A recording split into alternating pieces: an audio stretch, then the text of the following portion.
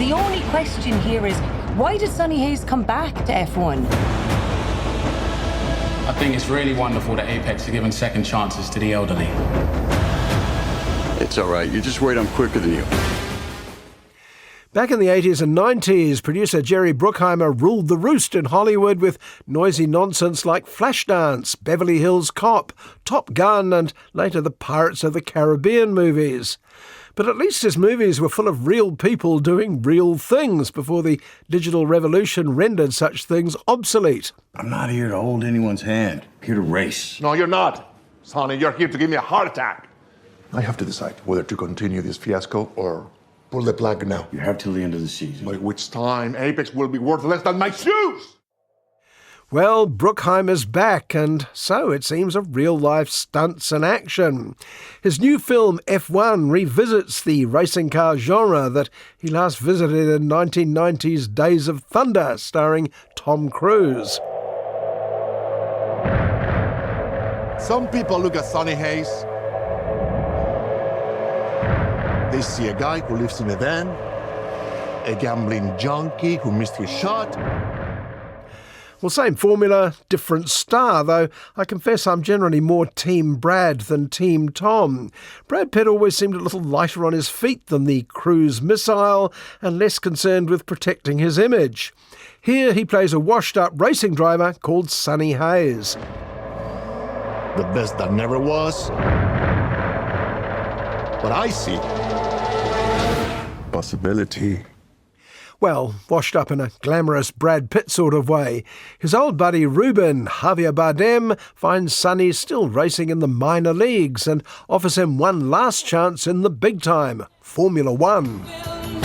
My Rook is a phenomenal talent. But he's young.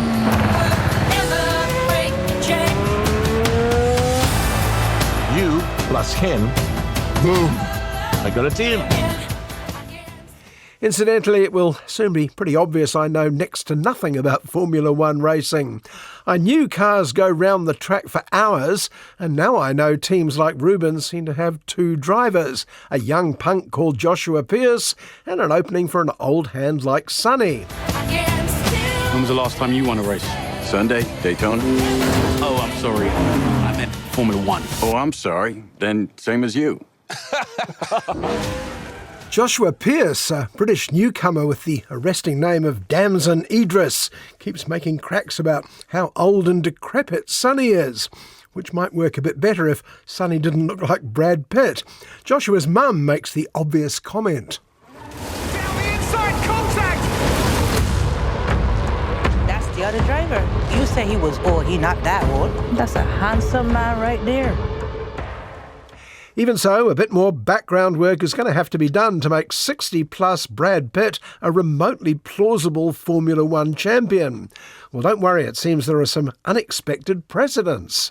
Well, you don't just walk off the street and pilot a rocket. Yes, you can if you've done it before. That's the whole point. Louis Chiron was 57 years old when he won the Monaco Grand Prix. Who was who? Philippe Tancelan, 56 years old. Just Google these names.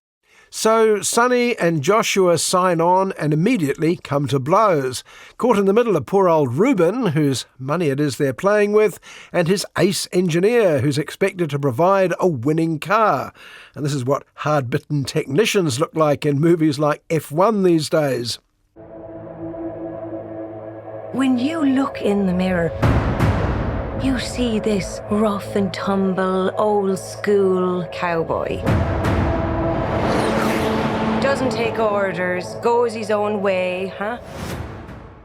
Her name's Kate McKenna and she's played by Irish actress Kerry Condon, fresh from TV and the film The Banshees of Inisherin. The fact that both Kerry Condon and Damson Idris are able to match the star power of Brad Pitt is partly because they're both pretty good and partly because Pitt encourages them to. What's he doing? Plan C. Be ready. Just gotta hope for some lucky breaks. Hope is not a strategy. Anything else, Professor? Drive fast. Unlike certain previous Jerry Bruckheimer stars, Brad knows that the better everyone is, the better the film. And let's face it, Kate and Damson can be as good as they like, but everyone's going to be looking at Brad anyway. Did you win something?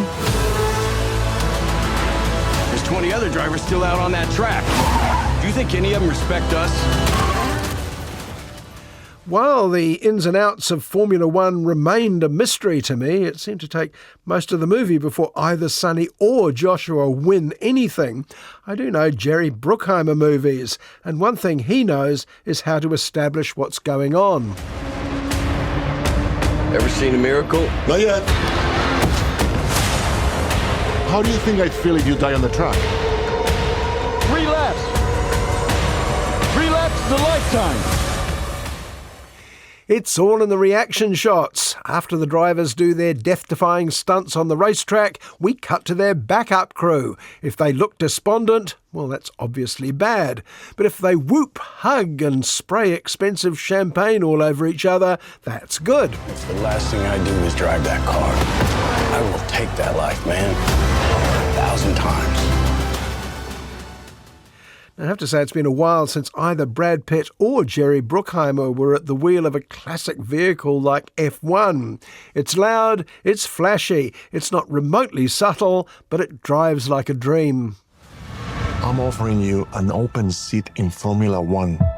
The only place you could say, if you win, you are the absolute best in the world.